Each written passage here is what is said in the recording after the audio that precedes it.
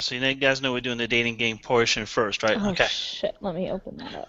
Yeah, open it up. Wait, open up what? Oh, the agenda? Yes, and you guys saw the updated, Johanna is being Buffy now, right? Yeah. Okay. But what? You were in the room when that happened, Lorenzo. So I know. Yeah. Is there anything I should have been doing? Like, no prep. I mean, you just answer the questions, Right. Yeah. Yeah. There's no like. She's the only one that had pre-work. Yeah. She Well, just had to for come this up with segment. questions. Yeah. Okay. But then there were other things in there, like when we start talking about Valentine's Day and stuff, there were like be questions and stuff.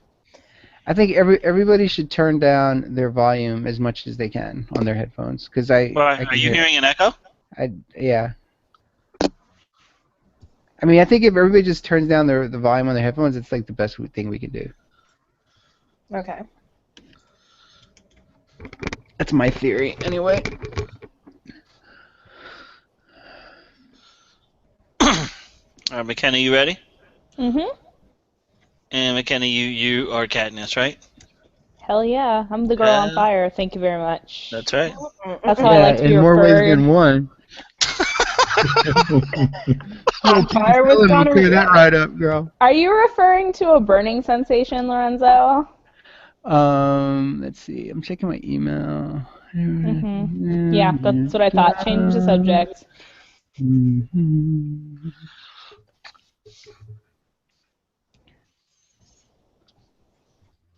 I think that I think that song by what's his name, Johnny Cash, is about gonorrhea. Love is a burning The Ring of Fire. The Ring of Fire. A fiery ring. It's about June Carter. Yeah, it's about June Carter getting gonorrhea from Johnny Cash. Why do you have to make everything ugly? That he caught in prison. It's a fair question. Why do I have to make everything ugly? That is a fair question. All right, Lorenzo, you ready now? I've been ready, son. Oh, you said let me bring it up, so I was like, okay. Oh, I did? Yeah. Okay, I brought it up. All right, good. All right, let's get going. All right, so I'm going to have the dating game music playing. Okay, all right. Hi, I'm your host, Wade Wilson, and welcome to the Hero Edition of the Dating Game. Woo! Yay! Let's introduce today's contestant. She's the blonde bombshell from Sunnyvale, who's a student by day and vampire slayer by night. Let's throw those spikes in the air for Buffy Summers. Woo! Yay! Are you going to add applause in post, Joe? Yeah, I'm going to add all that, yeah. Okay. I'll stop then. Buffy, welcome. Glad you could join us today. Me too. So, Buffy, I do have one question for you. Yes? What's the best way to slay a vampire? Well, there's really only one way to slay a vampire. And what's that? That's by throwing glitter in its face and putting a janitor's mop through its heart. Do you break the mop stick first? Well, of course. I mean, that goes without saying, Joe. Oh, I mean, I'm not the vampire slayer here, and my name is Wade. I failed listening comprehension. Move on. And you throw the glitter in their face, and that provides a blinding effect? Yes, and it's also very shiny, and it gets on me, and I look like a sparkly princess. Ah, and where do you stab them? In the neck? In the heart. In the heart. Spoken like a true vampire slayer. Well, you're a tough customer, Buffy. Tina Turner once said, "We don't need another hero." And she was right, because we need 3. Buffy, are you ready to meet your love heroes? Hell yeah! All right, well, here we have Bachelor number one. He's a photographer by day, web slinger by night. He wants to capture your heart in his web. Let's hear it for Peter Parker. Thanks, Wade. Thanks, Wade. How you doing there, Buffy? I'm doing pretty good. And yourself? Oh, I'm doing just fine. Swinging right along, if you know what I mean. Indeed. All right, thanks, Peter. Next up, we have Bachelor number two. He's an ex-drug dealer gone good. Now he's protecting the streets of Harlem. And he's got a beautiful yellow blouse in your size, Buffy. Let's hear it for Luke Cage. Yo, what's cracking, mofos? How's everything? And last but not least, we have Bachelorette number three, because we do it all kinds of way here on the dating game. She's the leader of the revolution from District 12, a.k.a. the girl on fire, and she can't wait to hit you with her Cupid arrows. Give a round of applause for Katniss Everdeen. I volunteered for this. I'm quite excited.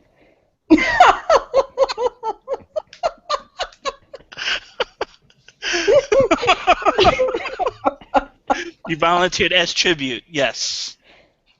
Tribute of your heart. Okay, guys. Now, you've been briefed. The rules are simple. Buffy will ask our love heroes a set of questions, and at the end of the second round, Buffy will choose her love hero. Buffy, are you ready? Sure am. Okay, let's get this game started. Buffy, please ask your first question. So my first question is for Peter Parker. My type is soulless, freaky bad boys, and you look a little clean cut. Can you tell me a little bit about your dark side? Well, for the most part, I am a, hardworking individual. I enjoy photography by day, and I enjoy getting around the city by night. But every once in a while, I'll put on my finest black outfit, put on my black threads, and I'll go just a little bit crazy, kind of on the villain side. Get a little wild, get a little, drunk with fun. Let's say that, and yeah, and sometimes downright villainous. So if you enjoy the bad boys, then I can definitely give you what you need, if you know what I mean. Yeah, I'm seriously. I'll inject a little venom. I'll inject a little venom into your life. Let me put it that way. All right. I do have to say, I mean, that's some kinky roleplay shit. So, we'll see. Okay. Buffy, move on. So, this next one's for Katniss. I've seen how you work those weapons, girl. Can you tell me about any secret weapons you have to slay in the arena of the boudoir? Yes, but before I answer that question, Wade, did you say that PETA's here? PETA Parker? PETA? PETA? No pita chips here. No, I'm PETA. sorry. That's okay. Peter with an ER. Peter. I'm sorry. I'm so sorry. I misheard you. Your Oof, friendly okay. neighborhood photographer right here from lovely New York City.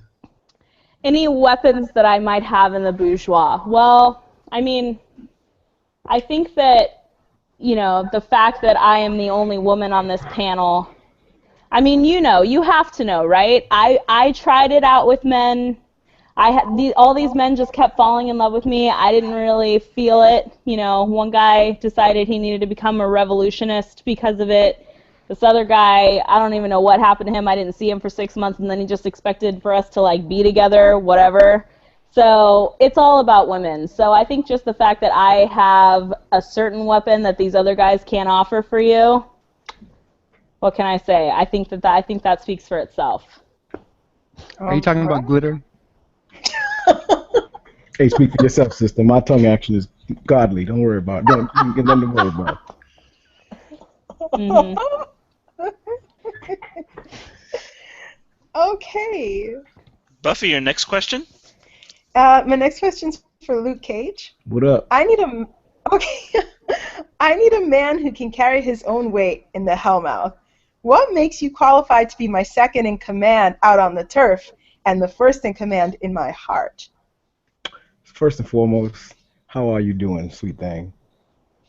I'm doing quite Right. well. I just want to start out that way because a lot of these people don't know how to treat a lady. They don't know how to approach a real lady. So I just want to come out and say that first and foremost. Secondly, and most importantly, to answer your question, you ever heard of bulletproof skin? Well, I got that. I got bulletproof skin. Those words don't go together for just about anybody. All right. I'm about 6'5".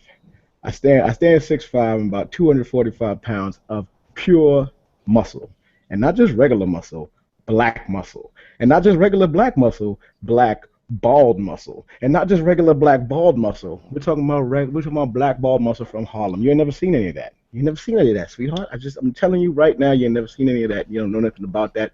You need to come over to that lifestyle. Now, secondly, as far as in the bourgeois, look, I ain't never had no complaints over here before I went to jail. After I came out of jail, man, look, things have been pretty much very very copacetic over here. I watch a lot of Shaft, so I just let you know that. And Shaft is always good with the ladies. All right. And so you want somebody that knows how to talk to a woman, that knows how to treat a lady, got bulletproof skin, so I can take care of you in the streets and take care of you in the sack. Don't worry about it. Luke got you. That's why they don't call me Power Man for no reason. Wow. That's certainly a lot. Well, Buffy, so you got some pretty good responses in that first round. Yeah, definitely. So now the second round, you have one question to ask, the same question for each one of your love heroes. Well, I've got to learn a lot about all of you guys, and now I want to learn about what your idea of a perfect date would be. And we can start with Katniss. Well, I would have to say that we would go off into the forest together, and I would be the lady in this relationship, or excuse me, the gentleman in this relationship, and I would open up the barbed wire for you. I don't know how many of these other guys would do that, but we would sneak off under the barbed wire, and I would hold it for you. It's sacrifice, ladies first. We would go out. I would find a handmade bow and arrow made by me, no one else. Handmade. I'm crafty. And I would teach you how to shoot. I would have set up some cute little painted little arrows made it out of pieces of parchment. I'm not the most I'm not the wealthiest person out there. I'm just gonna lay that out. You're gonna like me for me, not for my money. And we're gonna shoot the little red hearts, and it's gonna be adorable. And then I'm gonna take you off into a meadow, and we're gonna eat. I actually have. This is a real thing. I'm not. This is real. I splurged. I have bread. I have actual real bread that we're gonna split. Just one loaf though. I'm not gonna go crazy for you. Sorry, but we got one loaf, and we're gonna split it between the two of us, and we're gonna look out, and we're gonna talk about what our future could be like if we didn't live in constant fear of being slaughtered. Doesn't that sound amazing? Doesn't that just sound like the perfect day? I think so. That would be my perfect day, and I would want to share it with you. I don't know what would happen after that, because we'd probably get caught and then, made to fight to the death. But that's okay. I'm going to risk it for you. And so that's what I would say. Well, thank you. Next, Luke Cage. So let me get this straight. You're gonna go in the forest and shoot shit for a couple hours. Don't worry about shooting shit, girl. I'm gonna just go fuck something up for you. Don't worry. We just gonna walk the street. You pick somebody out that you want, whose ass you want whoop, somebody that you don't like, somebody that you're not cool with. Empower Man to take care of that. I'll whip his ass for you, and then we'll eat over his bloodied body. It's perfectly fine. This is how we do. So what I probably do is I probably pick you up in my Cadillac DeVille, 1977 Cadillac DeVille. I keep it classic, just like how my aforementioned yellow blouse is. I will pick you up in my Cadillac, and we will go and just hit the city streets of New York. Look, there's no better city than New York City, and I control it, and I protect it to the best of my abilities. So we'll hit all of the night spots of all of the places that I've protected over the course of my professional career. Obviously, we're going to get in and have the best of the VIP sections and all that stuff because I don't pay, and my lady gets whatever she wants wherever she goes, and I don't have to pay for that because because I protect those people. We'll go, we'll eat, we'll have a good time, we'll enjoy each other's company. We'll get it back to the house, and then we'll get it crack-a-lacking. First date. I'm a first date type of guy. So look, this is how we do. I give it all on my first date, and you'll have it all. You got nothing to worry about. Best date you'll ever have. Okay, well, thank you for that. Next, I'd like to hear from Peter. Sure, Buffy. So you could definitely hang out in the forest and risk being attacked by big, deadly mosquitoes, or you can hang out in Harlem, driving around in the traffic, or you can hang out with me, swinging through the city, not having to worry about the subway or the traffic, flying above it all in my arms as I take you pretty much anywhere you want to go. You want to get a Facebook picture on top of the Statue of Liberty? I can do that for you. You want to go and hang out on the side of the Empire State Building? I can do that for you too. I can basically show you New York like you've never seen it before. Like none of these guys can show it to you because, well, Katniss lives in a post-apocalyptic world where there is no New York. And Luke Cage here, he lives in the ghetto. So, hang out with me. I know where all the great pizza places are. I'm way funnier than either one of those guys. And, we might get into a little trouble on the way. I promise you laughs, fun, a good time, and a great view of this wonderful, wonderful city. A little trouble? You hang out with Spider-Man, you're probably going to die. I'm just letting you know that right now. Pretty much all his girlfriends get killed. I'm not gonna beat around the bush. You hang out with me, you're probably gonna die too. I'm just gonna be honest. That's what tends to happen to the people that I get close to. I think that's okay though because I've died twice. See, then we're a match made in heaven, girl. Come on. All right, Buffy. It's decision time. Is it going to be Bachelor number 1, Bachelor number 2, or Bachelorette number 3? Oh my goodness, this is so hard. Who's that love hero? Who's that love hero? Well, I don't think it's Luke Cage because he keeps offering to beat people up for me, but I can beat people up myself. It doesn't feel like a very equal relationship. I hate New York, so Peter Parker's out. So I guess I'll go with Katniss because shooting arrows and shit sounds really fun, and she can use her arrow and I'll use my stake, and I think this would be a good fit here. And she's right; she has something that the others cannot provide. Yeah. Wow! For the first time in dating game history, we have girl-on-girl action here. Joe, do you think that in post you could superimpose the whistle that she does right there? Because I can't whistle, but that would be my victory. Like, that would be my victory song. The Mockingjay whistle? Yeah, can you put that in there? Because I can't whistle, but I wanted to do it. Yeah! I will put that in there. I will put it in there. That's my battle cry. I will do it. That's awesome. You guys can't see, but I'm definitely 3-finger saluting right now. Yay! Thank you, Johanna. I can't wait to take you out on our forest date. Sweet! Wow. Woo! I'll teach you how to swim and everything. It'll be great. So I'll braid your hair. You'll braid your hair. I do have very nice blonde. Oh, but I have to say, Luke, next time you go blouse shopping, I'd love to go along. I only buy my blouses in extra large shops, so you may not be able to fit those, girl. But it's all right. We will make it happen. All right.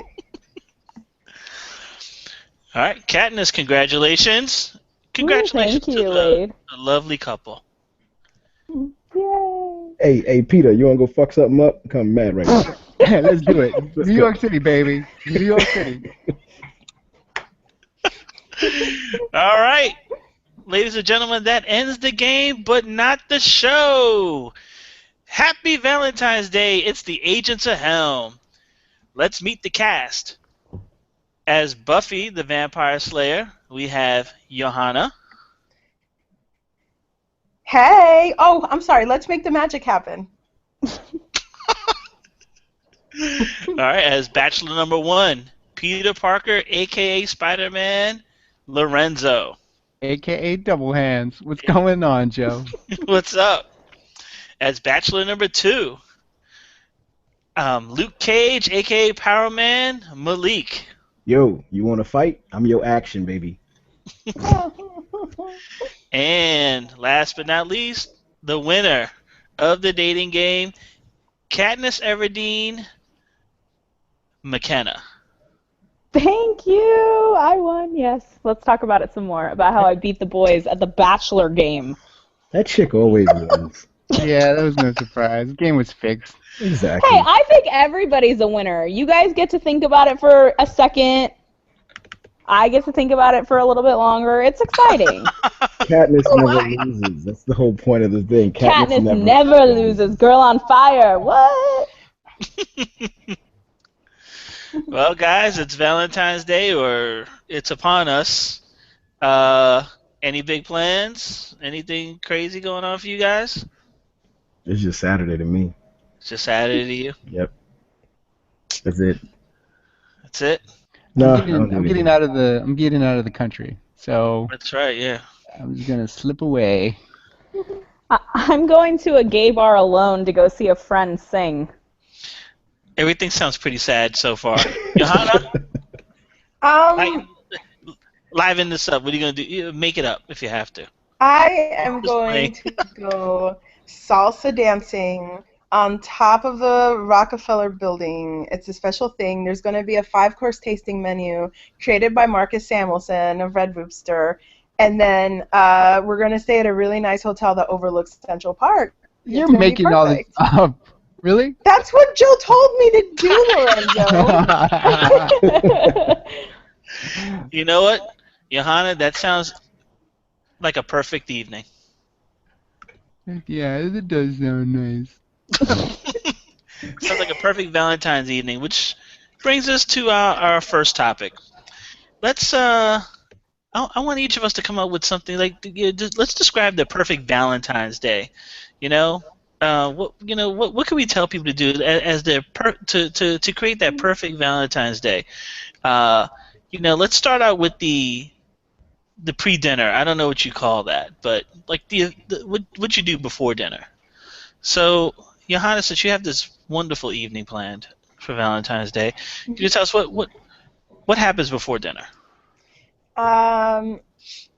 Before dinner, we go to the Metropolitan Museum of Art because the Metropolitan Museum of Art has this thing on Fridays and Saturdays. It's called like the balcony bar. So they have like the second floor part of it becomes like this bar. It's like on the balcony, and there's this like 6-piece. It's like a 6-piece. I don't know. There's people playing classical instruments. Okay, it's a string quartet or something, and you have drinks, and you can walk around and look at the paintings and listen to the string music. So I feel like that's a really nice pre-dinner sort of event. Nice. Yes. All right, let's go to McKenna. What's your idea of a nice pre-dinner event? A nice pre-dinner event. I was gonna say something like, go to a movie or maybe go see a show or something. But I was like, if I'm thinking about like a special occasion and I like this guy and he planned the night. And you know what I would love to do before like a Valentine's Day dinner? I would love to go see like a basketball game. Like, I think that would be so much, or like a baseball game or something, not hockey, not anything like too rough, but something that's like fun and like spectatory, that you could like have a beer and be loud and like be next to each other and talk to each other, but also like be involved in something else, so that when you go to dinner, it's like then just the two of you. Does that make sense? I think that would be fun. So I'm gonna say a basketball game. Okay, so a basketball game that does not include the Sacramento Kings, right? Excuse you? Excuse you. Do you want to try that again? Okay, yeah, you're right. I said it incorrectly the first time. A game that does not include the Sacramento Kings. I'm actually a little upset. Like, I kind of don't want to talk anymore. Oh, good. That brings us to Malik. Malik, Well, you know, there was a time when you were dealing with the ladies. What's a good, or even with your wife? What's a good what kind of pre-dinner event did you used to plan? what am I dealing with now? I'm just curious. What am I supposedly dealing with now, Joe? I don't know. I don't know. Well, look, in the thinking this through, I really was like, pre-dinner event. What's a good pre-dinner event for dinner? For me, pre-dinner meant sex in the parking lot of the dinner place. I knew you were Oh my! It meant sex in the parking lot of the restaurant in the backseat of my car, my Nissan Standard. I mean, why even have dinner at that point? Well, because you're gonna have sex after dinner, but you didn't have sex before dinner, so the dinner, everybody's just smiling at dinner. If you've had sex before dinner, there's no If If I have sex before dinner, I'm falling asleep during dinner. Malik, you're not the only one who thought that. I didn't know if I was allowed to say that was actually a before dinner event, but I'm right there with you. That's an event. That's a full-on event. It's. I was thinking like all day, like you wake up, you've been doing that all day, and then you go to dinner. Doesn't But mean it's you like- have it before dinner. Yeah. But let's be honest with me. Valentine's Day Stay is home. every day. I was gonna order in at that point. He's gonna get Chinese takeout. You Right, so- had so much sex, you're giving up on life. It's Is what you're saying. It's too much. It's too much trouble. So Lorenzo, Like I get sleepy. I don't know about you guys. your pre-dinner event is picking up the phone. Are you asking me or are you? Yeah, I'm asking you. You're up. Yeah. So I don't know. I like to have fun. I like to have a good time. But this weather's been just really, well, I mean, here in Valentine's Day is straight up wintertime. So I was looking outside and I thought, well, why not take advantage of that? The snow right now is still going strong. It's like it's sort of iced over. It's created like a nice baseline, and it's perfect for sledding. So I think it'd be fun to go sledding. Get out there, have some fun in the snow, kind of flirtatious, build a little snowman, have a snowball fight. You throw a little snow in her face, make a snow angel. Yeah, right? throw a little snow in her face, let her know who's the boss.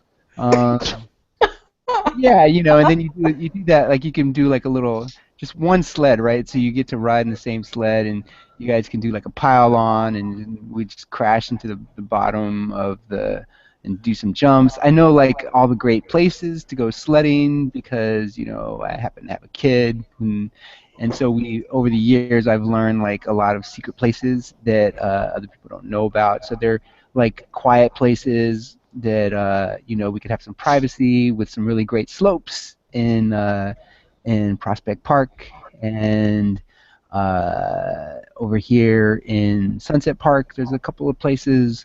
And so I think I would be able to have a lot of fun and work up a healthy appetite. And then perhaps after that, before we have dinner, we might stop by a bar and maybe get a hot toddy or something to warm ourselves up before we head out to go eat.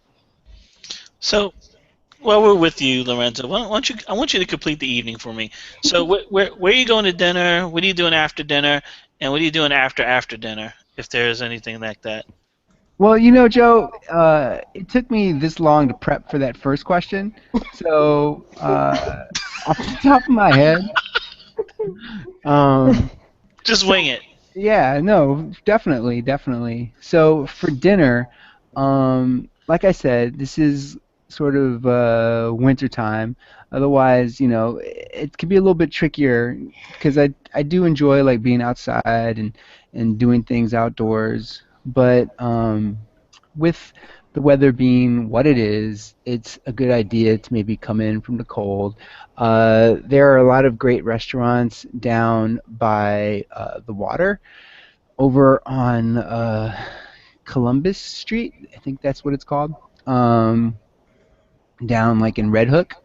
I There's this great Mexican place that has like a beautiful view of the water on the rooftop, and the rooftop is enclosed, so you get to see all the lights and the city and the water and the boats, and they serve really good Mexican food, something spicy, and yeah, so that might be a place where we would have dinner. Um, After dinner, I would like to maybe go into Manhattan uh, and hang out on the maybe on the in the village. I personally enjoy like going to like comedy shows, so that might be something fun to do. Perhaps catch a comic working on his routine. It's not unusual to maybe see C.K. Lewis, sometimes even Chris Rock. Catch him out there. So yeah, go to a comedy show, have some laughs.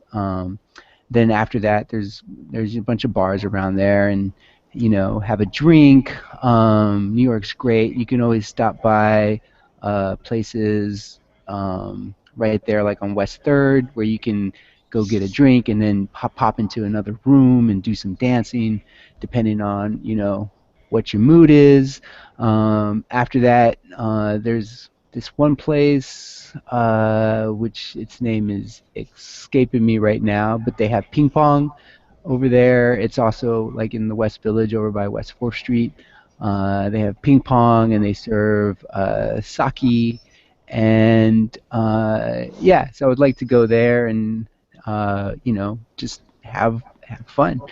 Um, and then by that time, we are should be loosened up and laughing and having a good time, and and then would probably cap the night off by going either to her place or my place and engaging in multiple sexual activities, and then falling How asleep tacit. because like I said, I get sleepy afterwards, so go to sleep and then wake up in the morning and head out to brunch and start it all over again. Great, great, great. Okay, so let's go to Johanna. Just give me your dinner to your post dinner. What's going on there? Where you going for dinner? So we're going to dinner at this place called Asiate, which is on like a really high floor of this building, and it overlooks Central Park, and the food is really cute, and it's just really like when you like think of like that, central casting sort of romantic restaurant, opulent restaurant. I think this one probably comes to mind. After that, we'd probably go to the um, to the Lord of the Rings symphony thing. I think we talked about this. Yeah, keeping it nerdy, huh? I Nerdy, dirty. there's no other way I can be except nerdy, wordy, dirty. So we would go see they play the Lord of the Rings on a big screen, and there's an entire like 100-piece symphony playing the soundtrack while you're watching. It's very exciting. Uh, so we do that, and then that would whet our nerdy appetites for the second dessert, which would be the sex having. Ew. So far, Why do you do two for two. like, oh my God! Two for two. Okay, so Go ew somebody else. let's go to Malik. Give me the rest of the evening. So we're going to go to, since this is in New York City, we're going to go to a restaurant called The View NYC, which is the rotating rooftop restaurant in the Times Square area, if I'm not mistaken.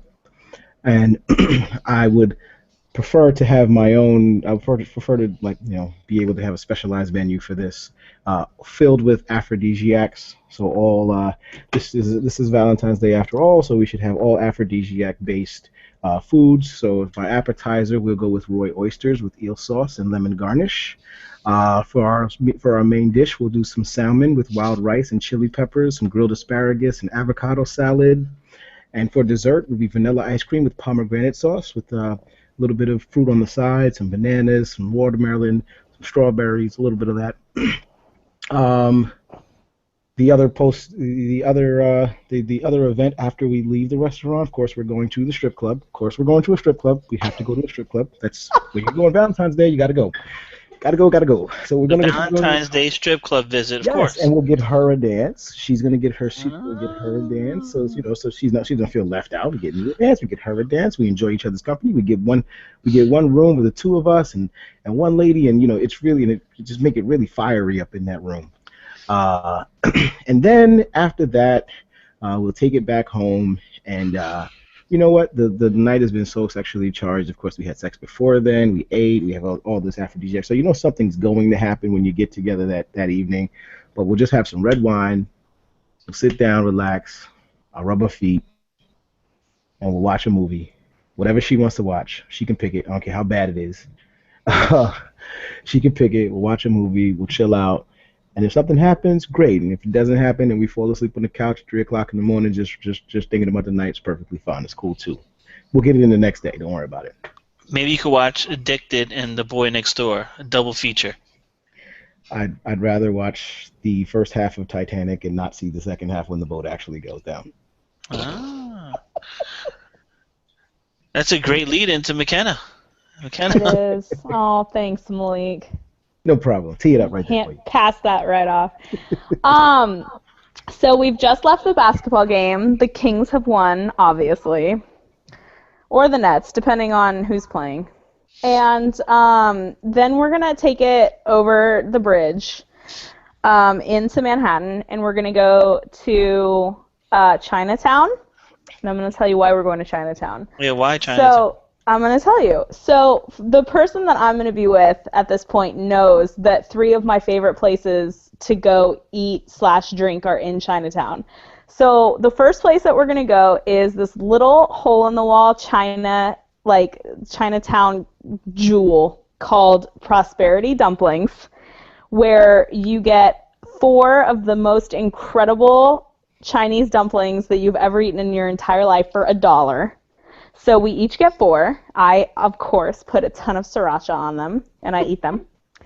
And then he or she takes me to, I cannot remember for the life of me the name of the restaurant right now, but there's this restaurant that's hidden down at the end of this alleyway, and it's really fun, and it's very, very quaint and very quiet. You kind of feel like you're in almost like an England hunting lodge. I don't know. I can't really explain it, but it's really, really fun and it's really good. They've got great food, and we steal. Do you know what place I'm talking about? Yeah, I don't know the name of it though. But yeah, I don't know the name of it, but it's so good, right? So we go in, we finish dinner, and as we leave, we steal something. I don't care what it is, but we steal something together. So then we take our cargo and we go to Apotheke. And Apotheke is it's a speakeasy that's in the heart of Chinatown that is all the people who work there wear white lab coats, and they make you remedies. So they have the aphrodisiac menu, and they have the wellness menu, and they're all of these super crazy mixology drinks that you drink that are specially tailored to do things for you. It's very cool. It's very mad scientist-y. It's very fun. So we go to Apotheke, and the thing about Apotheke is that it is expensive, but it is and drinks are so strong. So we each have 4 drinks, and since it's Valentine's Day, we're splurging, so we decide to take an Uber home. Yeah, we're that cool. We're not going to be taking the train. We're taking an Uber home. And in the Uber, I do suggestive things. And then we get back to their apartment. We're not coming back to my I apartment. imagine when you said that, I imagine like you know how you hold your like a fist up to your mouth and then you like move it back and forth and you take your tongue and you push it against your cheek. That's what I thought of when you said Xinjiang. Anyway, I'm sorry. Go ahead. No, it's all right. You're not far off. I mean, that's kind of weird, but whatever. Do whatever you will, Lorenzo. I'm going to let your mind just go there.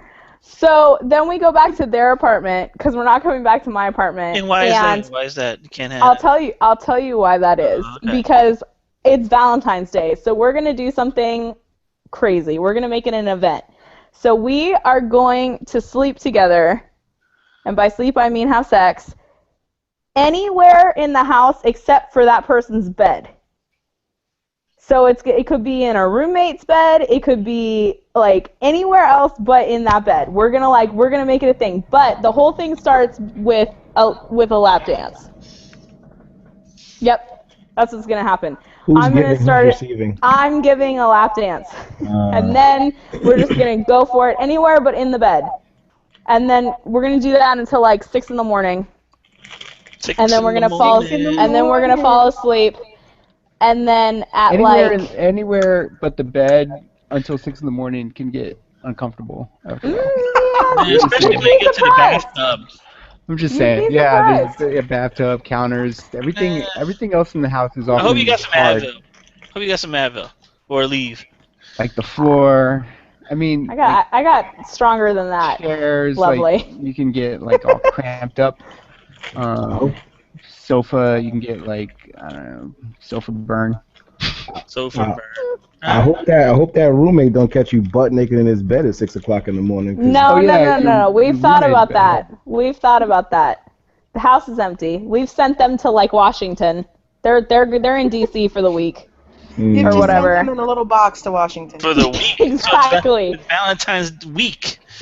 Wow. What a weekend, whatever it is. Okay, and then we wake up at like 2 in the afternoon, and we have sex again, and then we take a shower, and then we go to bottomless mimosa brunch in Long Island City.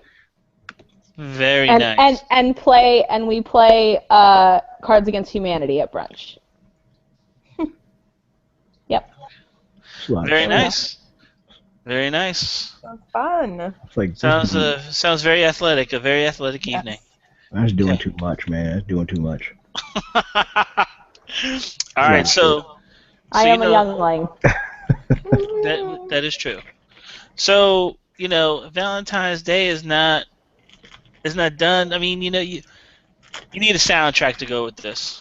You need a soundtrack. There gonna be songs playing in the car, in the back. In the background, in the house, in the apartment. I want to know give me 3 to 5 songs that are definitely getting played that night. And we'll start with you, McKenna.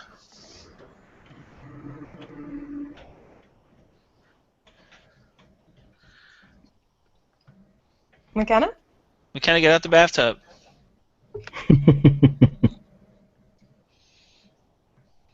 All right. We'll skip McKenna for now. She's just giving me a one working post. Jesus Christ. All right. All right. We'll just go. We'll start with Johanna. Go. So Sean doesn't really like music during sex or anything like that. Oh, just during sex music? Yeah. No, it could just be any time. Just 3 to 5 songs you're gonna play that night. Okay, fine. Definitely. Oh gosh. Let's Stay Together by. Yeah, so Al Green. Okay. Yes. You Are the Sunshine of My Life. Stevie Wonder. All right. That was supposed to be our wedding song. And Is it supposed D'Angelo. to be? What happened? Huh? Was it supposed to be your one? I was in my second year of teaching. What was the other thing that happened? I was getting my master's, and I was fried. So when the guy asked us, we're like, unforgettable. And I don't know where it came from, and we totally forgot about You Are the Sunshine of My Life. Yeah, so there was that. We just forgot because we were both really fried.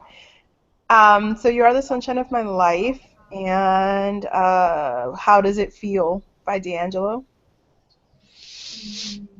And a lot of D'Angelo, actually. His new album is really good for that sort of, So love vibe we got Stevie Wonder, D'Angelo, and Al uh, Green. and Al Green. All right, cool. So Malik, Yeah, so so no playlist of mine would be complete without Anytime, Any Place by Janet Jackson. It has to be there. It's absolutely Anytime. awesome, absolutely great song. So that's definitely there. Destiny's Child made a song called Cater to You. I actually really, really like that song. I think it's very, I mean, to me, it's a good song for Valentine's Day because it's a good song that kind of depicts, you know, women taking care of the man, but then there's also the pieces of it where the man takes care of the woman. So, it's got a little bit of everything in there. Um, Jodeci, Love You for Life. It's a little '90s vibe there. And then, the last song that I had selected, because actually one of the songs that I selected, Johanna picked, which was D'Angelo's Untitled, which is an amazing song, by the way, um, was Prince, Do Me Baby. You got to throw a little Prince in your list. Your playlist has to have a little Prince in there. So those are the four songs that I selected. I'm sure that there's, honestly, the entire Janet Jackson Velvet Rope album could just play on repeat mm-hmm. the entire night, and I'd be perfectly fine with it. And then include Anytime, Any Place, since that was from a previous album. But yeah. All right. Oh, can I also add EXO by Beyonce? You can add whatever you want. Sure. Also Halo. I like both those songs. And Halo. And Halo. Johanna's list is very inspirational. Really? It makes you feel good about yourself as a human being. Like you're not just somebody I want to sleep with. Like you're like the greatest person in the world to me. Well, that's because because it's for my husband and That's it's true, awesome. and I can, yeah. That's So awesome. yeah, he's wonderful, and I guess I can say that because it's Valentine's Day, but he's really like the best person ever. So That's awesome. Nothing wrong with that. Nice. I just want to get it in. I'm just kidding. All right, Lorenzo. So what's bumping in your stereo on Valentine's Day? Uh, yeah. So like, I don't know. There's like some songs that I really like that are like okay. So, Hyper Ballad by Bjork. that's a great That's one. that's like well, that's one of my favorite songs, and I don't know, it's really sweet in a weird kind of demented kind of way. Yeah, it really Um, is. It's about someone like so happy with someone that they go up to a mountain every day and wonder where they should throw Johanna, this themselves. was my time, not Johanna time. I This apologize. is not Johanna and Sean time. This is Lorenzo and Lorenzo time. Right, go on. Because I often listen to that song by myself, and Come on, I know there's yeah. some Katy Perry in there. Come on. Again, that's my personal soundtrack we're talking Oh, about. okay. But yeah, so if I'm out with the ladies for Valentine's Day, you can bet, you can be sure that Mary J. Blige's "Real Love" is gonna Oh. pop up, along with a few other songs from 411. And no night would be complete without "Before You Turn Off the Lights, Let Me Get One Thing Understood. If you're gonna make love to me, you got to make it good. 'Cause I'm one hell of a lady, and I need one hell of a man." You know that song, Joe? No. Maybe it's the way you're singing it. Who is it? I can't believe you don't know this song. Well, I'm sure. Someone I'm sure. I'm sure the person that sang that song wouldn't know the song if she heard you sing it. I'm like, what the hell was that? I don't know. I didn't make that. No, it's I forgot the name of the song. Lorenzo just wrote that. He wrote that in the bathroom before the podcast. So that song's by Lorenzo. Yes. Right, they're But sounding good, man. but if I'm still looking for it. I can't believe I can't find it. All right, well, you look for that. Hold on, no. But let me just tell you that now if you're talking about like sex albums, uh, you can't beat like Led Zeppelin. Either album number 2 or album number 4 are both like, or Physical Graffiti. Those are like the best songs. Like they have like a I think that's what they're meant for because they have like a tempo that like will rise and go down and rise. It goes fast, slow, and yeah, and it's just kind of like the kind of music that just kind of swallows you up, and it's easy to get lost in the rhythm. So that would be like Rhythmic repetition. yeah. So I think that is like those 3 albums are I think are some of the best that you're gonna have because like Al Green and those guys are great, but like a lot of times it's either like it's too slow or it's too fast. But those guys they have a nice kind of they DJ your sort of sexual adventures quite nicely. All right. DJ your sexual adventures. Should put that on a Hallmark card. Yeah. Let me DJ your sexual adventures, baby. All right, McKenna. Now that you're back, give me. Sorry. What is your Valentine's Day soundtrack? 3 to 5 songs. Oh God, I went in a completely different direction, and I think I might be judged a little. Oh, World Class Wrecking Crew. Thank you. Before you turn off the lights, Joe, come on, you know this song. Yeah, I got all their albums. Do you really? No, I don't even know what you're talking about. Ay, bendito. I can't believe you don't know this song. I'm gonna I'm send it to you. sorry. I'm gonna send it to you. Okay. Everybody should just stop the show right No, now. we're not stopping the show right now. No. McKenna. Stop the show and listen. All right, McKenna. What's your soundtrack? Your V-Day soundtrack. My V-Day. Yeah. Okay, so here's the thing. What did I say I was gonna do on this Valentine's Day, right? What did I say was gonna be like the starter off of the the intimate evening? We know your evening is mostly intimate. So, and there's a lot of But Malik, what did I say? You're gonna watch. Sounds like basketball. aerobic. Her evening is No. aerobic. I mean before we start having sex in the stranger's bed. You're gonna go watch a basketball game. No. Okay. You're So I going said I was to gonna give a lap dance, right? Okay. how that evening starts. Okay. So Okay, all I that part of the picked night were part. like songs that would be good to do that to. Oh, okay. You guys all have these really good songs, So you're gonna and play I have these Flashdance? lap dance songs. No, we're okay. No. We're singing. Yeah, I mean, it's really not a like. Go ahead. Just Okay. go, McKenna. McKenna, I it's perfectly fine promise- if you're doing Doodoo Brown on Valentine's Day. There's nothing wrong with that. There you go. Trust Okay, me. so some of the songs that I picked were "Hella Good" by No Right, Doubt. no doubt. Okay. "Feelin' This" by Blink-182. Yep. "Fly Away" by Lenny Kravitz. Oh. All right. I don't know if that's a lap dance song, but okay, go ahead. Well, she's out of the lap It dance is in part. my world. It is in my world. Okay. What's that song that's like, yeah, you're a crazy bitch, but you fuck so good I'm on top of it?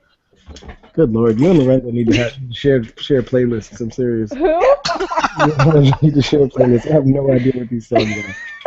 I don't remember that song, but it's called something. And then, oh shit, well, my roommate who has come home gave me one for her Valentine's Day, and mind you, this is the one that I just said might have gotten back from a bad date. And she said right now her Valentine's Day song would be what's the fuck you hoe, I don't want you back. It don't mean shit now. Fuck that. I don't need your pictures. I don't need your you fucking bitch. Yeah. So You Yeah. fucking hoe. Yeah. that's what she said hers would be right now.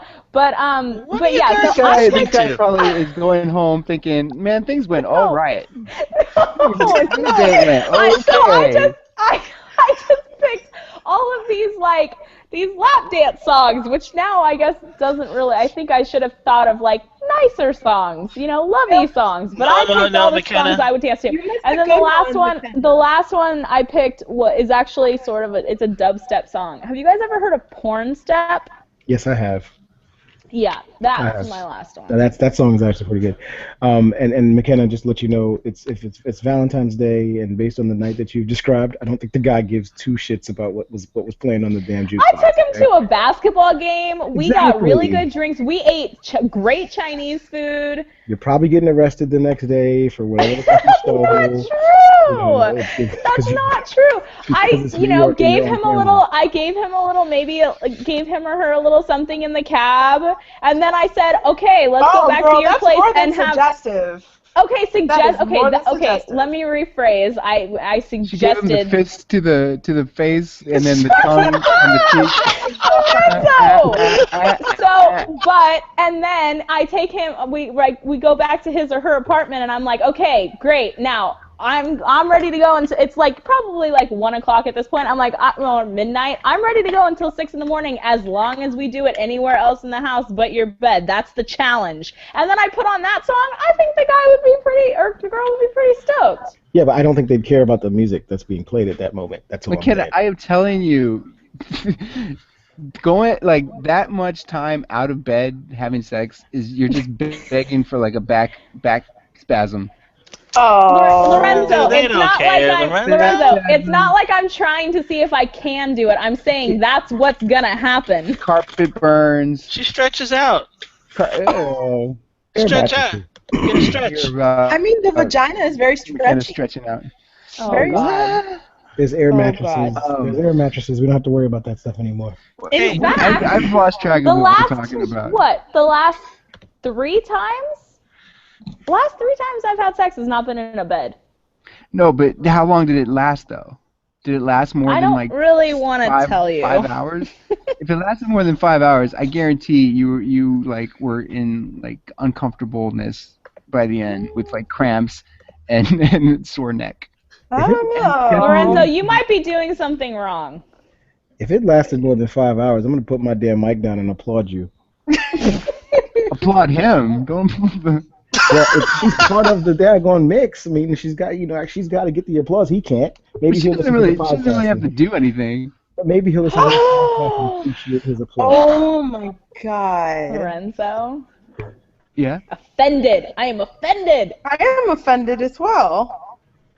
Did you guys think Doesn't you had have to to do something? do anything. You guys are missing out on like how you don't even have to do anything. I Nobody like told to you do guys? things. Your You mom know was what, never like, Lorenzo? hey, guys. I like to do things. In fact, I've been What's told I the like to point do if you're things not a lot doing more than things? people.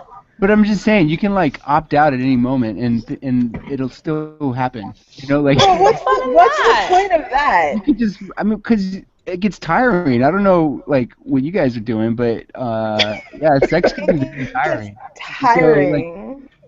You It know. sounds like, Lorenzo, you're doing all of the work. I do a lot. That might I put be- in work. yeah. I definitely put I in put work. in work. So, and so You're yeah, clocking like into the poontang.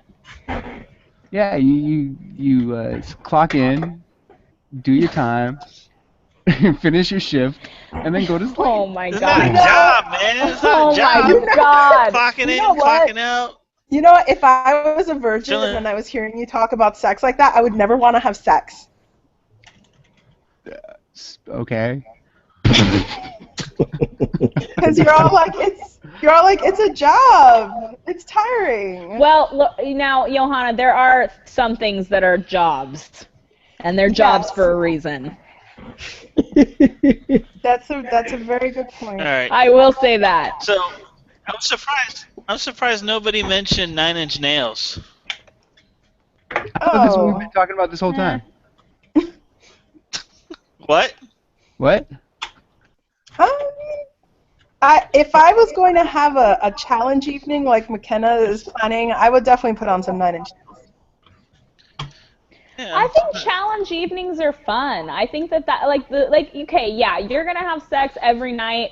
You know, you're gonna do that. Like, yeah, it'll last. You know, I think Lorenzo, what you're talking about, I can kind of consider more just like everyday sex. But like this is like a special occasion. We're gonna remember. You remember that Valentine's Day?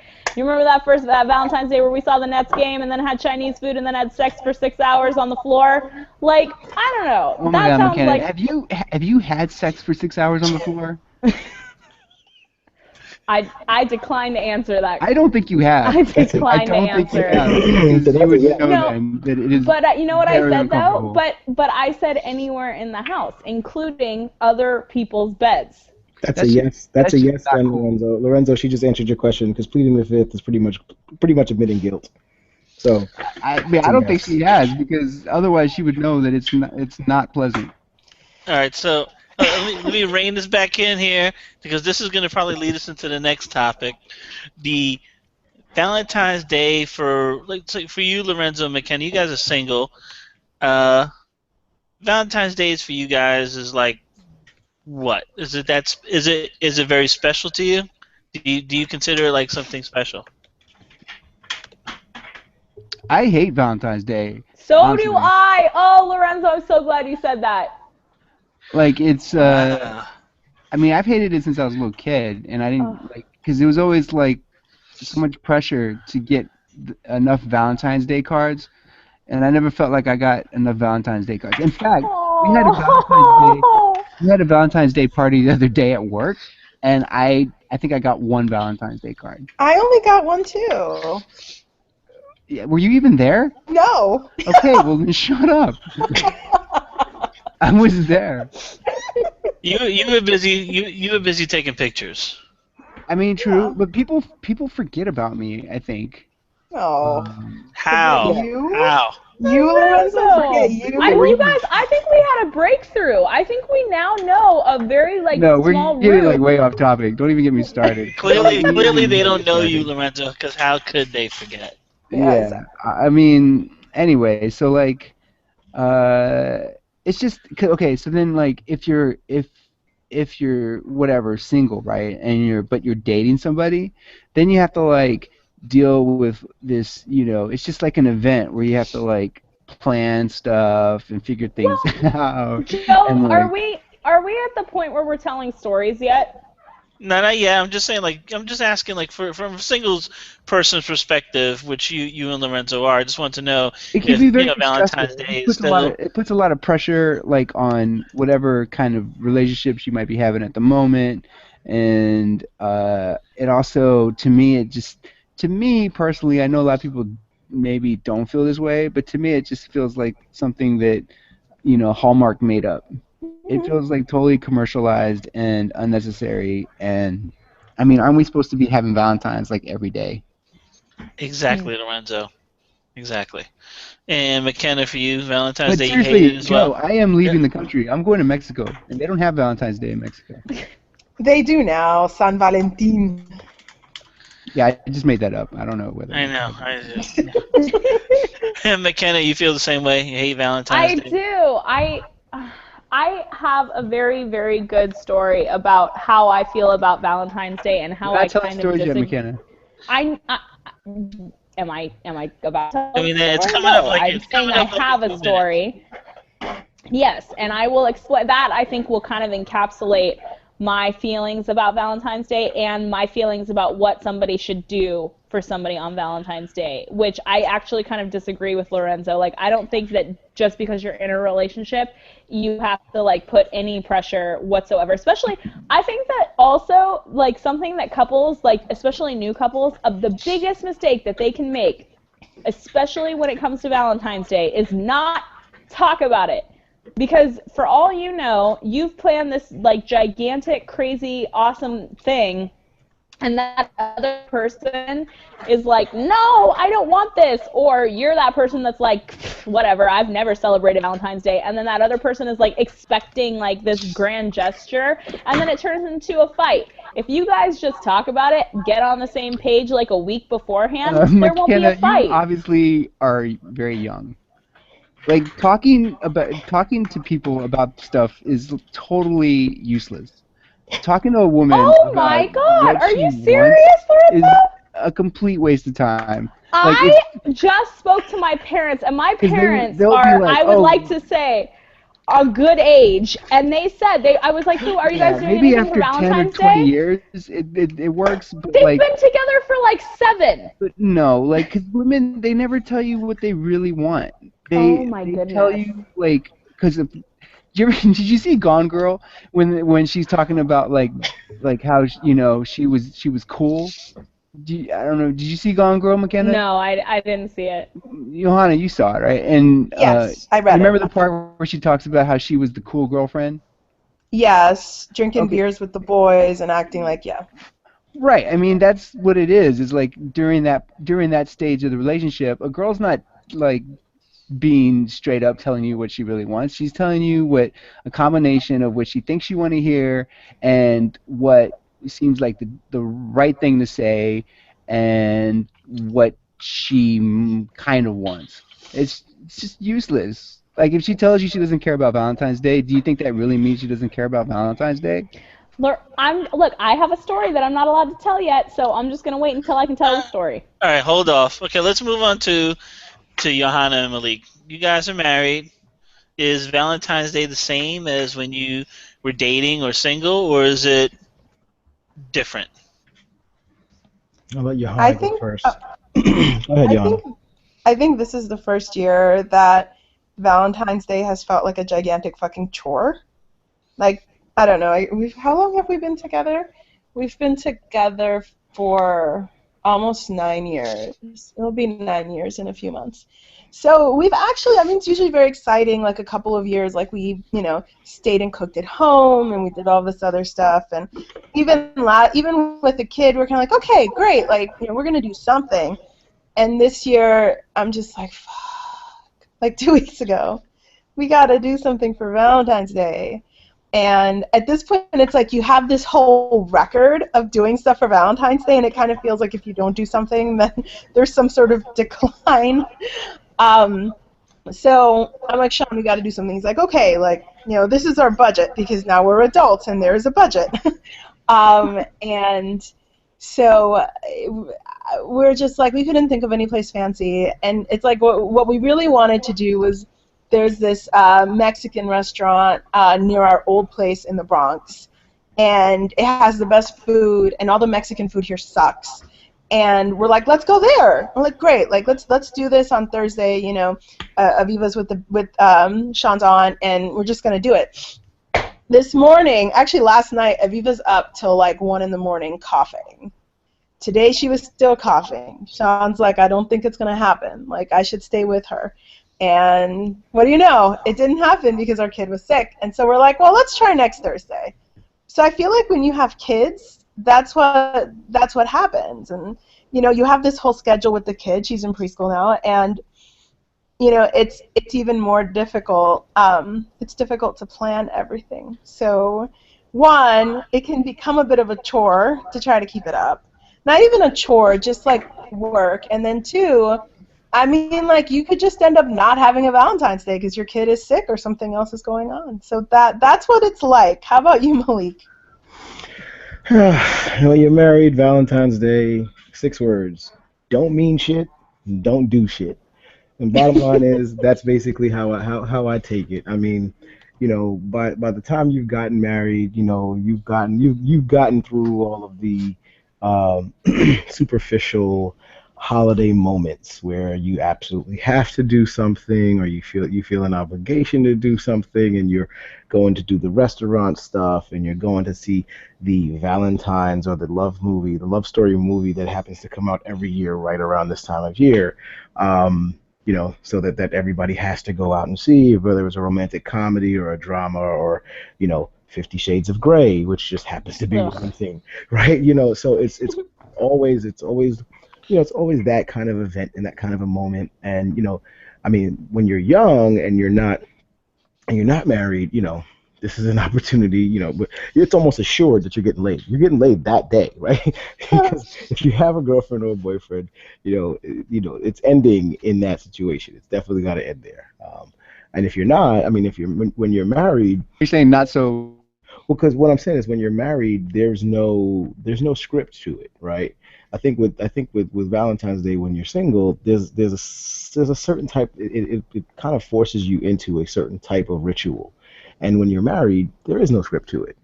I mean, you can, have a really, really nice dinner and a date night or whatever on the 12th, and then on the 14th, you're tired as shit because you both had to work, right? So it's one of those situations where, you don't plan shit and you don't do shit. And if you and honestly, because think about it, all the restaurants are crowded, and I don't mean like regular crowded. I mean like Mother's Day crowded. Okay, so all the restaurants by 7 o'clock, you're not getting a reservation if you haven't already booked one 2.5 weeks in advance, right? Because you got the guys taking their wives out for dinner, then you got the guys that took their wives out for dinner on the 13th, and then taking their mistresses out for dinner on the 14th. You got the boyfriends who are trying to impress their girlfriends by taking them out to the most expensive restaurant in the city, even though they can't afford it, and they're probably going to be eating cheese sandwiches for the next 2 weeks because they've literally just spent their entire paycheck on that filet mignon that they just ordered. And then you've got, guys trying to make up with their girlfriends, girls trying to make up with their boyfriends, and then you throw in all these other different types of relationships that happen. It's just crazy. It's just way too crazy and way too out there. I mean, damn, the Valentine's Day cards and gifts, they start selling that shit in Dwayne Reed and all of these stores on Christmas Day. You walk into these places on Christmas Day, people are preparing for this one day. It's one day where you get to tell somebody, hey, I give a shit about you. Honestly speaking, when you're already married, they already know. They knew that before. They know that. They definitely know that when you're helping them because they're sick, and you're helping, you're making chicken soup, and you're sitting down and you're rubbing their feet because their feet are tired from work. They already know all of that shit. So Valentine's Day, don't do shit. Don't plan shit. Don't do shit. Just enjoy being with each other for one more night. That's it. Could I just add one thing? Because the way Malik's talking is kind of making me, he's reminding me of like the other side of it. So me and McKenna were talking about like if you're like single, but if you're full on single on Valentine's Day, and maybe I would think that a lot of people already know this, but it's actually a really good day to go out because there are a lot of like bitter women alone on Valentine's Day in their little, they'll be in groups usually, and there's plenty of events that you can go to that is like, like we hate Valentine's Day kind of events that you can go to, and definitely find crowds of girls that do not have any Valentine. They're single because, or if they're not single, that's even better because then they're all pissed off at their boyfriends, and yeah, and I would suggest it might work is buying some cheesy little Valentine's Day cards and then giving them out to the right girl. Correction, Lorenzo. It's a really good day for guys to go out. That's what I said. If you are one of those single bitter girls like me, it's the shittiest day to try and go out to a bar and see all of these like couples. But McKenna, if a cute guy comes up to you and like gives you a card that says "I choose you," you don't tell me you're gonna like it's gonna cheer you up a little bit. They're just gonna be in for 6 hours of fun. 6 hours of work. Here, I'll tell you what though, Lorenzo. If that guy comes up to me, on you, McKenna. There hasn't been a single guy. There hasn't been a single guy in the last couple of weeks that has done that. So I'm not gonna. Last couple months actually that has done that. So I'm not gonna bet that just because it's Valentine's Day, some guy is. But I will say that if a cute guy came up to me and did that on Valentine's Day, he'd be in for that car ride home. Just saying. That's awesome, especially if he can pronounce gnocchi. Gnocchi. Gnocchi. See, I can't pronounce it. See, there you go. You're out of the running, Malik. Damn it. All right, so McKenna, that brings us to Valentine's Day experiences. I had worst, but whatever. Anything that's off the wall that's happened to you guys on Valentine's Day, and McKenna, you're dying to let us I know. am. So It's not, because please. here's the thing. It's not really off the wall. It's actually the best Valentine's Day I've ever had. But Okay. it's not what you'll be expecting, I think. All right. Well, So, fill us in. okay. All right. So I spent my first and only Valentine's Day with a steady boyfriend was my senior year of college. And Is that like yesterday? Thanks, Joe. I'm messing with you. Go ahead. No, it was not yesterday. But I was with this guy. We had been together for about February, March. We'd been together for about 8 months. And we had been adults and had brought up Valentine's Day about a week ahead of time. And he was like, do you want to do something? Like, do you want to go out? Like, I want to get you something. And I said, please, for the love of God, I hate Valentine's Day. I hate it when I'm single. I don't hate it any less now that I'm with somebody. I don't want to be like, oh, yes, now I can be included in this holiday. No, don't get me anything. We're not going to do anything. We're going to do what we always do, and that'll be just fine. And I have to work that day anyway. I was working at Target at the time. And he was like, okay, well, I'm still going to get you something. And I said, I'm not going to get you anything. I don't want anything. In fact, I will be more pissed off if you get me something than if you don't.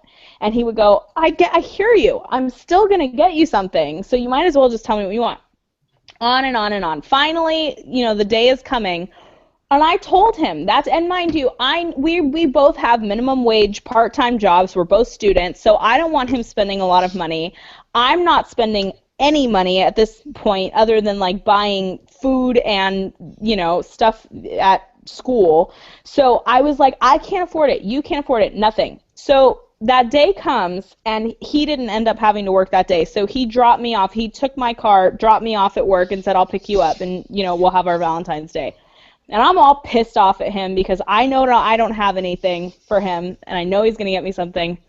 And I work my shift, and he picks me up 8 hours later in my car. And he's like, all right, don't be mad, but I got you something. And I said, and he let me go. It was like that scene at the end of, oh God, what's that movie with Julia Roberts? Erin Brockovich. It was like that scene where he just lets her go before he like whips it around and turns it on her. I was like, Kyle, I told you not to get me anything. What? And I have the worst day at work, and I'm screaming at him in the car. And he goes, would you just listen to what it is that I got you? And I said, what? What, Kyle? What did you get me? And he goes, I got your oil changed. And I started crying, and I was like, that's the best present anyone's ever gotten me. I couldn't afford it. I've been needing to get my oil changed for like months. And so he got my oil changed, and it was like the best present ever. And I like went home, and I made him dinner, and I was all lovey-dovey and like hugged up all on him because he changed the oil in my car. It was awesome. It was the best. It was the best Valentine's Day ever. And see, it wasn't this big grand gesture. It wasn't like this special gift. He just did something nice for me. And I appreciated it, but I appreciated it so much more because it had nothing to do with Valentine's Day. Does that make sense? I mean, hope you got a Jiffy Lube. Yeah. Oh God. Oh no. All right. Very cool, McKenna. I'm glad right? glad changing the oil. Hey man, it's a grand gesture. I don't think that makes it your heart skip a is. beat. It does. Hey Malik, if you came home and you were like, "Hey honey, just so you know, I unclogged the drain for Valentine's Day. Happy Valentine's Day." Would she be like, "Oh honey"? Knowing my wife, she'd be like, that's the same shit I asked you to do 2 weeks ago. Exactly. See? I think you just have to have the right mindset and just like love the little things. Yes. Keeping with that theme. Uh, guys, anybody else have any Valentine's Day stories they'd like to share? Um, so one Valentine's Day, I was single, and I was at Dwayne Reed, and they had a sale on those those boxes of candy that are shaped like hearts, and they have like those crunchy candies in them, the chocolates. The kind of chocolate that has like different kinds of peanuts in it, and you know which ones I'm talking about? Of course you do. Snickers? No, it's like a box of no, dummy. It's a box of candy that is shaped like a heart, and like it's got a bunch of little candies in it. And but I don't like those ones that have like cherries or whatever in them. Like the soft gushy ones. I like the ones that have like like nuts and almonds and that kind of stuff in them. And so they had those and they were on sale. So I got one, and I got online, and there was this girl who also had one, right? And so we looked at each other and we kind of nodded at each other, and she said something along the lines of, "Oh, for somebody special, huh?" or something like that. And I was just like, kind of embarrassed because I was like, "Actually, no, it was just for me because I like these candies." And so it turned out she was in line for the same fucking reason. And so, we had a big laugh about that, and we joked because it was like, we started talking, we got along, and then it was like days before Valentine's Day, and so then we got the great idea to go on a date for our first date on Valentine's Day, and so we went out and we went to some like salsa place, and we were there and we were drinking, and she wasn't really like a very large girl, but she was she was drinking a lot, like, and so she was getting. It took me a while to figure out that like she was getting kind of smashed, and so then whatever, we eventually left, and we took a car, and we're driving in the car, and she's kind of like leaning on me, like on like I'm against the door, I guess, and she's like leaning, like lying on me kind of, and she's in she's really happy, she's like in a really good mood, and then suddenly like we're over on the BQE, and she kind of gets she gets this weird face, and and then like she proceeds to, yeah, just basically throw up all over herself, like, 'cause she's on me, right? So she's like throwing up, and she's just leaning kind of forward, and she's just throwing up all over herself. And so the driver's like freaking out. He's like, pissed off, but he's trying to be cool about it. And he pulls over on the side of the BQE, and I'm kind of like helping her out, and he pops the trunk, and I get some like paper, like some roll, paper towels out of the trunk, and like trying to like wipe her down, and then she's basically throwing up on the side of the BQE as cars are going by, and trying to kind of clean her up as best as I can, and we get back in the car eventually, once the driver's convinced that she's pretty much done with that, and then we take off again, and yeah, and the whole time I'm like trying to tell her, oh, it's okay, don't worry about it. But she has like this smell that is just like starting to make me nauseous. No. And, Just got the vomit smell. Yep. yeah, so that was a Valentine's Day to remember. Oh my god. Yeah, you're never gonna forget that. Wow. Johanna, Malik, you have anything you want to share?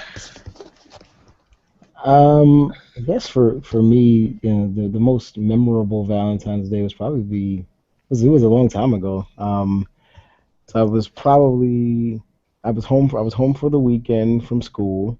I was single-ish, um, and by It was like at single-ish, the end of it was like towards the end of the 6 months. It was like the fifth month. Well, yeah, it was kind of it was actually like in the fourth, like 4.5 month range.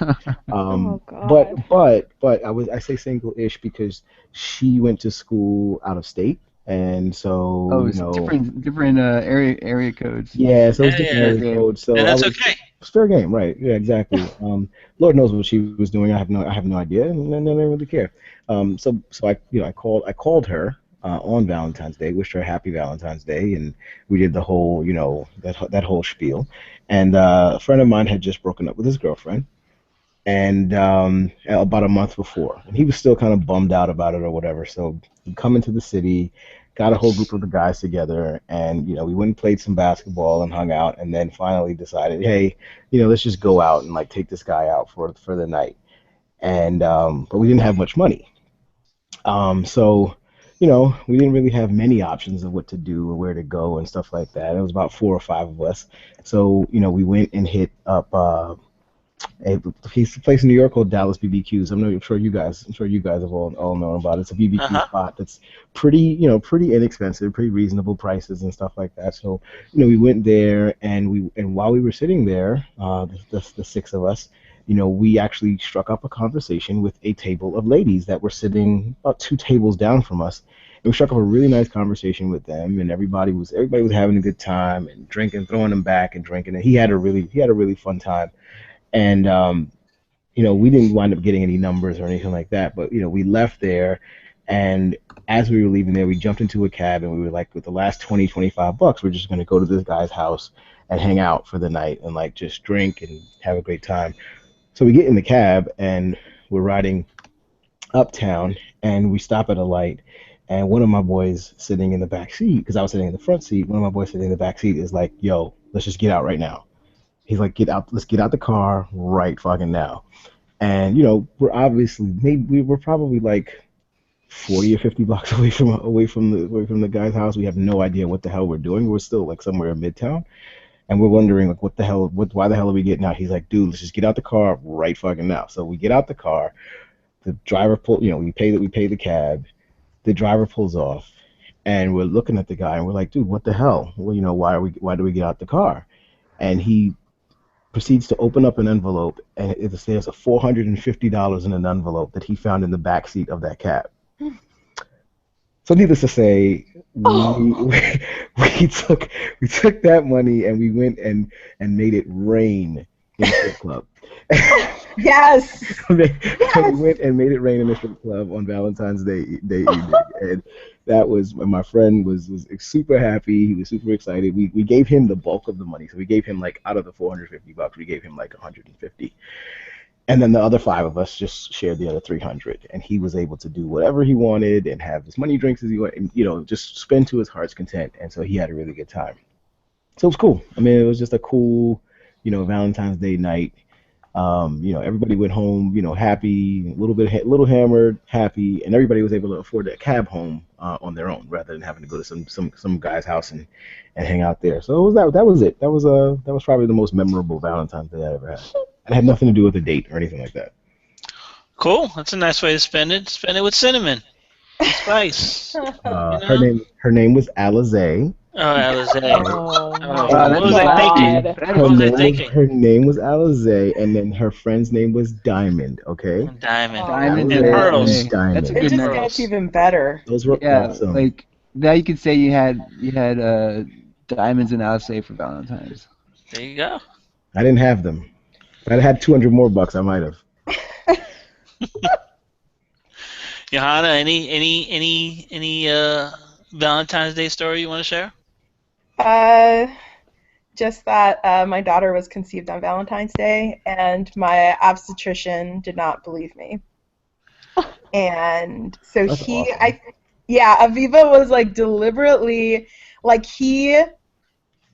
like the conception date, it was like tweaked in such a way like that it was like a week before or after because he refused to believe it. Like he's like do, like he asked me all these questions. I'm like, it was Valentine's Day. I know it was Valentine's Day, and I knew it for a few reasons. So that's my and it's funny because What like were the few reasons?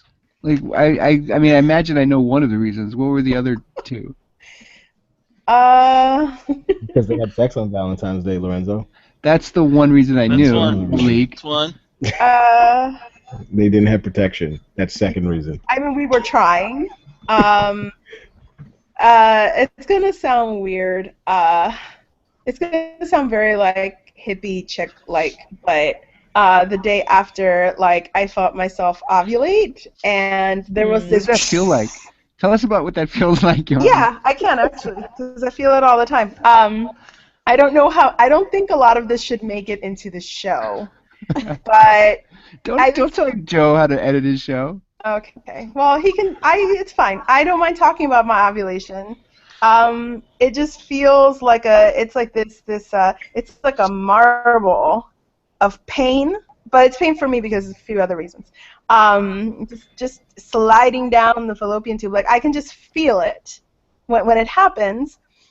And this time I felt it, and then it felt like the egg met something in the middle of the way, like it was just like a boom. So And you felt the moment of conception in your fallopian tube. It's like the Yes. Big Bang. it just was like this feeling, and then 2 hours later, I got extremely nauseous. I was teaching at the time, and I had to go home because I felt so bad. It reminds me of Look Who's Talking. Yeah. You look Talking to. That opening scene in Look Who's Talking when the sperm When is. the sperm Oh, are we're trying to get there. releasing. Is that the one with Roseanne Barr? No, Christy No, Alley, Christy Christy Alley. John Alley. Travolta, and Bruce Willis as the Isn't there one sperm. with Roseanne Barr plays like the little sister or something? Yeah, it's the third one. No, yeah. Yeah. No, the funniest part is because we had done one of these, we're cooking at home and we're gonna eat, blah blah blah. I remember like we had a fight and I hadn't really wanted to have sex, and then like like you get back in the mood. It's Valentine's Day and blah blah. I love you, honey. And I just thought it was kind of funny that was the time. Conceived in angry sex. Yeah, I was kind of like I think like right before I'm like, damn it, Sean. And then as these things go. So that's my story. I don't know how much of I felt the conception of my daughter in my That's key. fallopian tube. That's so important to the whole premise of this entire episode. I mean, if you want, you can keep it. I don't mind talking about my You uterus. shouldn't. You shouldn't. Yeah, That's I a very figured- cool thing. I'll make it sound real classy. Don't worry about it. We'll put some nice music to it. I was gonna say like spa. It's like the spa music behind and like auto Yeah, I was tune thinking her. chicka wah, chicka chicka. Poor And Aviva. when she talks about the part where the sperm meets the egg, have like a big like a big explosion in the background. Da-da-da-da-da-dun-dun. Well, this brings us to our final topic here. I mean, after you guys' stories, after listening to them, and they actually do sound like things that would happen in a romantic comedy. And Malik, I believe yours did. And It did? yeah, what was it? Not something similar. What was it? Think Like a Man 2. They all ended up in a strip club, but they ended up on the dance floor. Well, yeah, I don't we think you guys were on the did dance too. floor. I don't think you No, guys took it that far. No, we were still young and naive. We didn't do that stuff yet. Oh, we'll do it now, though. Yeah. And Lorenzo's coming eye to eye with a girl and Dwayne Reed buying the same candy he bought and then going on a date. It's definitely rom-com-ish. And getting More puked on. romantic. Huh? They're Getting puked on. Yeah, they're getting puked on. That's definitely. Did you ever see her again, Lorenzo? Well, I'll just put it this way. Things didn't work out. Oh, I can imagine that. I don't know. I probably would have had to have a do-over. Well, that all would have happened after the credits, right? I mean, it would be something that we just think happens at the end of the romantic comedy. Yeah. Right. So that brings us to our game. Name that romantic comedy. So I'm gonna describe some romantic comedies. Very simple. I'll describe them, and you name them. And I'll be keeping points, obviously. And we'll get a winner. We'll do like 10. Okay. All right, you guys ready? Shoot. All right, let me get Let me get ready here. Okay. All right, so you guys just I'm trying to think what's the buzzword. Just say your name. Okay. All right. Here's question number 1. Robbie, the singer, and Julia, the waitress, are both The engaged to wedding be singer, married. Luke Cage, the wedding singer. Okay. Oh, you said Luke Cage. Luke Cage, Cage. baby. I'm Luke I think Cage, I'll right. say buffet. All right. All right. So Malik's ahead already. All right. So let's go to the next one. A man in a legal but hurtful business needs an escort for some social events. I'm a Pretty Oh, Woman. dang it! Oh my. Johanna's on the board. Okay. I hate that movie. Go ahead. Well, we hate you, It's Malik. just so unrealistic. It's so unrealistic. It happens Cinder every fucking day. Ella. It's Cinder Hooker with a fucking heart of Rella. gold. Happens every If day. Cinderella was a whore, yeah, it is. She's a hooker with a heart of gold. She'd only been on a couple of Tale calls. as old as time. And Tale there's- as and- old as time. And there's so many hookers with hearts of gold out there. Malik, she was new to the trade. She only been on a couple of calls. Okay, no problem. Look, I'm glad that you guys like that movie. Go ahead. I knew it and I wouldn't even say it just because I don't like it. All right, so let's go to the next one. Mary Fury is San Francisco's most successful supplier of romance and glamour. She knows all the tricks. She knows all the rules. But then she breaks the most important rule of all. She falls in love with the groom. The wedding. Oh, planner? the wedding planner! Damn it, Johanna Candace, the got wedding you. planner! Damn it! Johanna got you. Who's that? But I said Who's my in that crap? name. I said my Jennifer name. Lopez. Is that Jennifer Jennifer Lopez. And Lopez? McCall, what is his name? Matthew McConaughey. Matthew McConaughey. It's not Macaulay Culkin. Not Macaulay Culkin. I All didn't right, see let's that move one. on to number 4. A high school jock makes a bet that he can turn an unattractive She's the man. girl. Or, 10 things I hate about you. 10 things I hate about you. no, it's she's the best, or she's the man. No, fuck, it's she's all that. She's all that. Candace Yeah. Everdeen, she's all that. All right, McKenna, I'm going to let it go. You took like 10 guesses, but I'm going to let it go. What? No, because I was actually getting ready to say she's all that. I was waiting for McKenna to get through all of her stuff. No, I didn't know this was got like it. All I right, know it's like a McKenna. dunk contest and she gets 15 tries. McKenna's on the board. Ugh, Thank alright. you. Oh, come on. All right, so the next one. A journalist enrolls in her old high school as part of her research for a story. I've never 16 been candles? kissed. Candace Everdeen, never been 16 kissed. candles Never and- been kissed. All right, McKenna's Yeah. on a roll. Freaking Drew Barrymore. Okay. All right. Number 6. A new kid must find a guy to date the meanest girl in school. 10 things 10 things I hate about you. It was me. I'll give it to Johanna. Who's it I'll call give it out to your Johanna. Johanna. All right. Johanna's in the lead with 3. I love 10 things I hate about you. It's so good. All right. so let's good. go. So good. Number 7. For fun-loving party animal Ben Stone, the last thing he ever expected was for his one-night stand to show up on his doorstep 8 weeks later to tell him she's pregnant. Knocked up? That's right. Woo! McKenna, knocked up. Okay. All right, you guys ready? All right, here we go. Number 8. Benjamin Barry is an advertising executive and ladies man who. Jerry Maguire? Nope, you're out. And ladies man who, to win a big campaign, Oh, I know bets what that it he is. can make a woman fall in love with him. Mm-hmm. Boring. No. Johanna. Uh-huh. How to get a guy in 7 days, or how to No, lose a no, guy? no. What? How to dump a guy?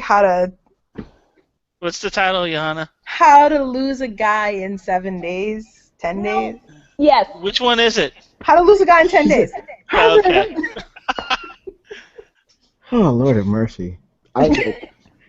The judges, man. The judges in this shit, man. My God.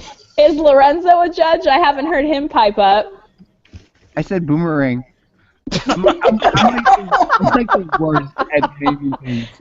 Remember that song I was trying to sing because I couldn't name it? I am the absolute worst at naming things. I hate this game.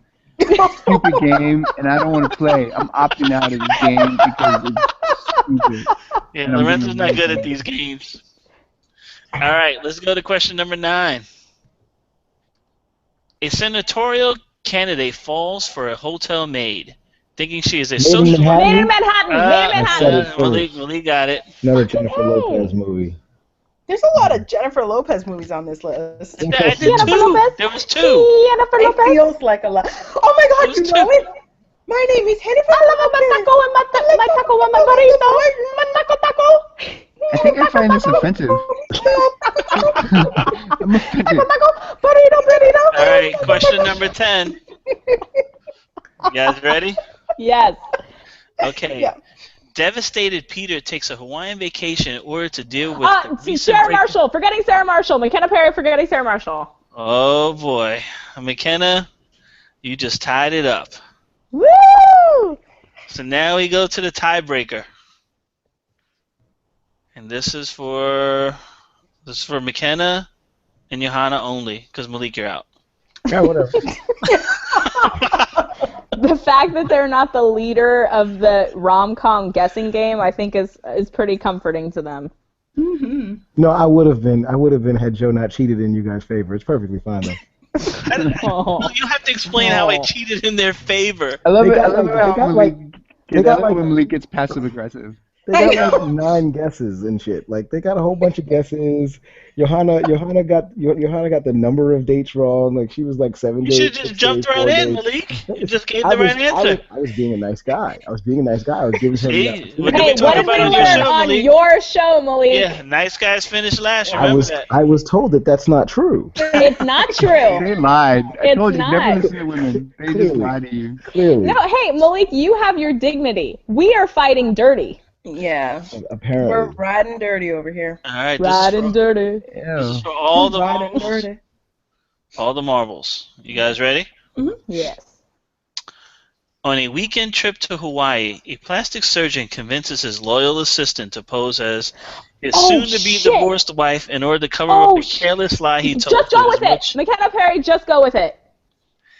And McKenna is the rom-com guessing game champion. Yay! I keep saying my last name on here, don't I?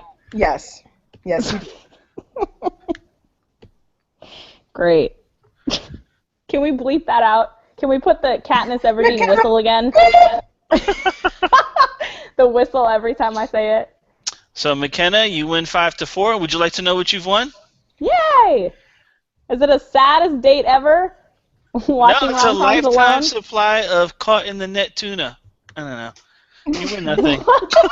You ain't nothing. Happy Valentine's Day. You killed a bunch of dolphins. Your Valentine's Day gift is dead dolphins. You know what, though? Like, I think that is actually the currency of rom-coms. I think that's what they have to sell instead of their souls. Dead tuna? The tuna? Mm-hmm. Okay. I just realized how many crappy romantic comedies I've seen. Well, guys, thanks for playing. Before we check out, any quick Valentine's Day advice? Besides, get some cheesy Valentine's Day cards and go to singles bars. Yeah, besides that. Well, that could be your advice, Lorenzo. Get some cheesy cards and what?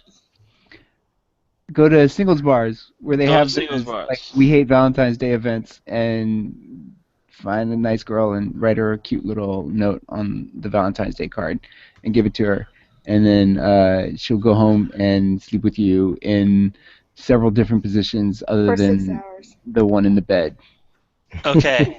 for 6 hours. That kind You of wake sounds up like... with some serious cramps, but it's okay because Valentine's Day falls on a Saturday.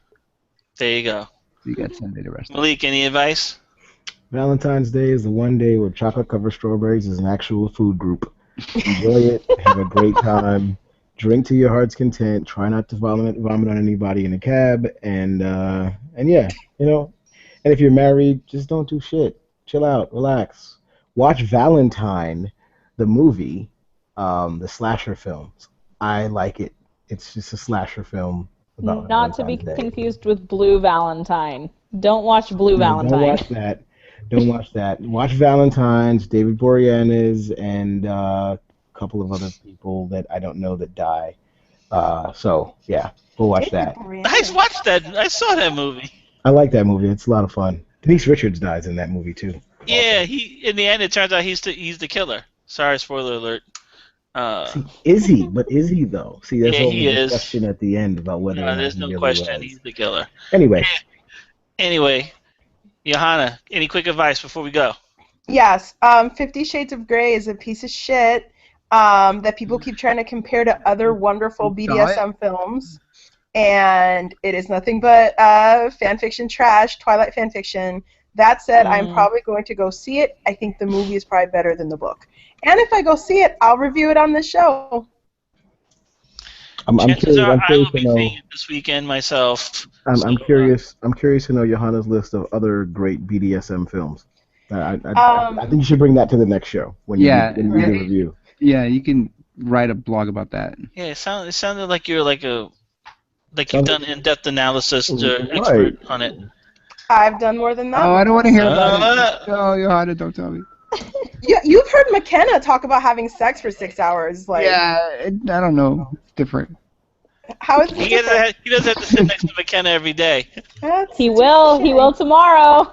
No, that's not next to. They literally sit next to each other. Oh, I guess that's true. All right, McKenna. How about you? Any advice? Ladies, drink. Men, get your ladies' oil changed. It could be the best thing that ever If you happened know what to I you. mean. And that's a double, and that's like a double entendre, right? Get your oil changed. Lube. There Change you go. her oil and then change her oil. Change her oil and then let her change yours.